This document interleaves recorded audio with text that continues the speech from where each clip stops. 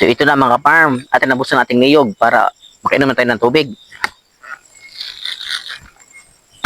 Para mawala ang uhaw sa ating bibig. Ayun. Gamitin natin ng kutsara ito para pagkain ang ating buko. Mamaya pagkatapos natin uminom ng tubig, ito ating gamitin ng kutsara. Ayan.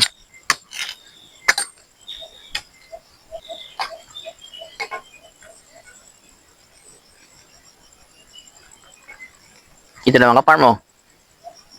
Ayun. Nako, ang fresh na fresh mga farm.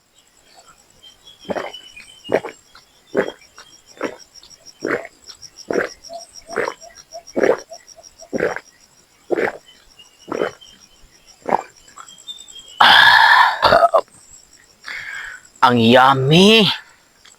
Ang sarap. Ang linamnam ng tubig sa buko. So nako, talagang mapapawaw ka nito. Ubos na. Ayan, ubos na mga farm.